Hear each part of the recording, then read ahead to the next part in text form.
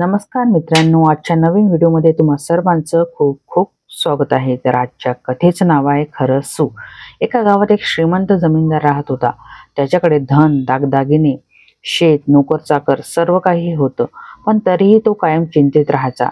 एक दिवस तो आपल्या माळावर जाऊन विचार करीत होता, माझ्याकडे इतकं सगळं असूनही मी समाधानी का नाही।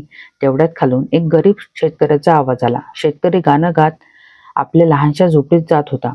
तो आनंदित दिसत होता।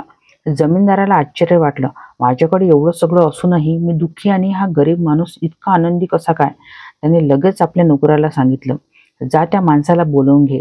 शेतकरी जमीनदारासमोर आला। जमीनदाराने विचारलं, तुझ्याकडे पैसे नाहीत, मोठं घर नाही, तरी तू इतका आनंदी कसा।